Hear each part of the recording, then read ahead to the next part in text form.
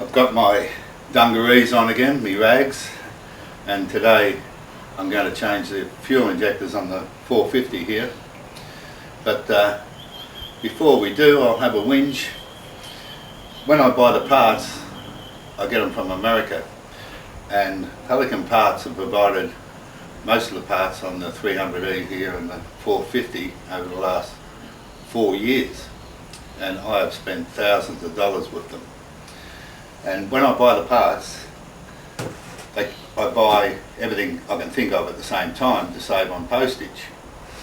Now, I got this stuff about a month ago, and I changed the couplings under the car for the drive shaft, the rubbers that hold the exhaust pipe up, and the steering damper. So far in the box here I've got the front brake pads and things to do later. But the main thing I wanted was the fuel injectors, and I got the fuel injectors all right, but they have little O-rings that go on the end of the nozzle down here. That's the holder. The injector goes into the holder and has a little rubber O-ring down there. Well, guess what? I paid for them, but they didn't put the little O-rings in the box here. And not only that, they gave me 5 of these. I paid them for 8. They said 3 on back order. And so I want 8, I didn't want 5. But now I've got to do a half bloody hung job, because I like to do the job properly. I like to put all the parts back in, forget it, and I don't have to worry about it again. Anyway, so Pelican Parts have let me down. Not only that, their customer service, which is not customer service, said photograph all my stuff that I got and send it to them. Well, that's all very nice, except half of it's on the car. And what a waste of time photographing and everything and send it to them. This is over $800 something worth of stuff, Australian dollars. So, which is what, 650 odd or more American dollars. What I get the impression of is, in America, they think Australia is a state of Australia, of America, sorry. They don't seem to comprehend that we're on the other side of the Pacific Ocean, 7,500 miles away. I don't think the Americans are very good at geography. And the biggest expenditure is getting the parts, postage. Now, with the customer service, they said, oh yes, okay, we'll send them to you. Well, I'm sick of waiting because I haven't got them. And we're talking about all up $13 US items out of, what, 600 and something bucks worth. 13 bloody dollars.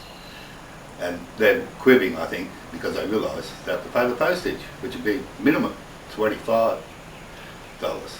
So anyway, that's my gripe for today.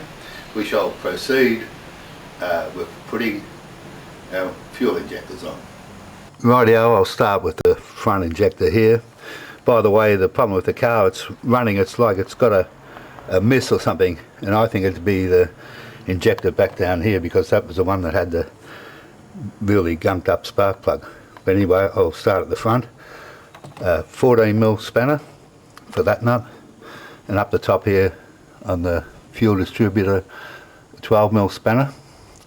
And we undo this nut here too with a 10mm socket. What I'll do is I'll loosen off the pipe and undo that nut, and then we'll pull the injector out. And by the way, have a rag hanging around so you can mop up any petrol that leaks out. Now here's the fuel injector I've pulled out. As you can see, it's a dirty manky thing. And I forgot to mention there's a rubber at the top here too. Seal. So you got the top rubber, then you got the guide, and supposedly a small O-ring down the bottom. And these are steel. Now all the new ones I see on the internet are all brass. So it'd be interesting to know how old this injector is. Anyway, I'll show you the hole.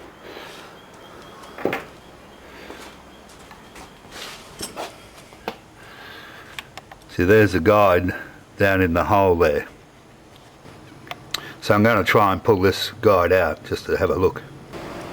Well, that's the guide. As you can see, it's got all gunk and rubbish in it, and the O-ring goes on the end here, but I have to leave the hard, brittle, rotten O-rings in there because they didn't send them to me. So I'll just change the ones I've got and put in the new injectors, and in other words, do a bloody second-rate job. As you can see, I've pushed my new guide in there, and I've got the fuel injector, and now I've got to push this rubber, which is sealed, all the way up, and they're quite tight to push on those that rubber thingo.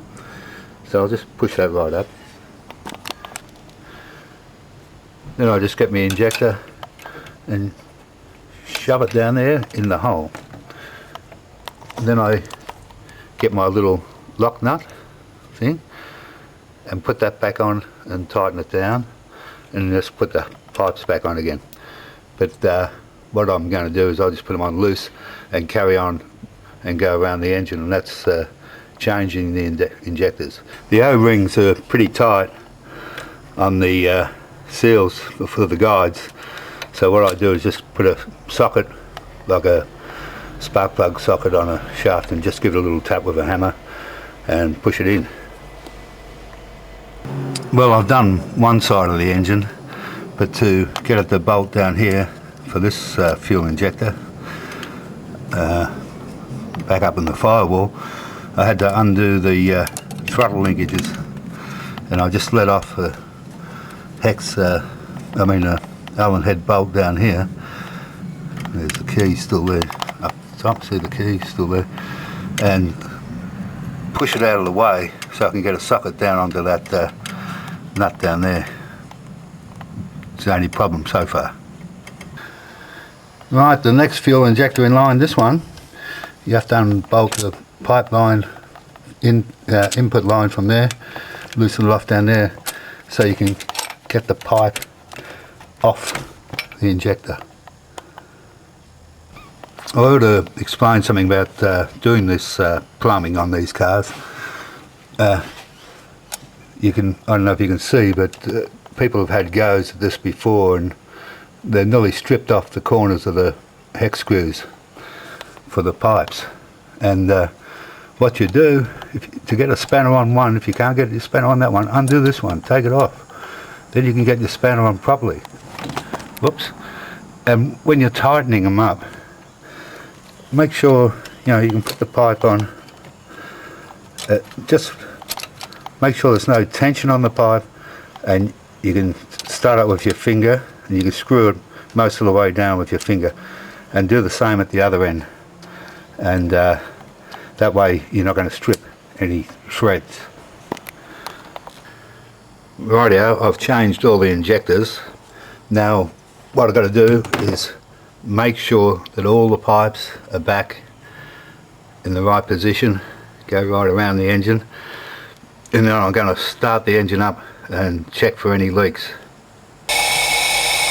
Yeah, it takes a few starts to get it going. I've got a little fuel leak down here, so I've got to shut it down and fix that. Well, I'll fix that little bit of a leak, but when I give it a bit of throttle, it doesn't sound that good. Got a bit of a... that might be right. So next step is to take it for a test drive. Well, everything seems all well with the world. I took it for a run around the block. It doesn't have a miss much anymore, and it seems to be quite fine. I just stepped up the revs a little bit because I turned them down before. I thought it was idling too high, but we'll see what happens once she warms up. Okay, that's it for today. See you on.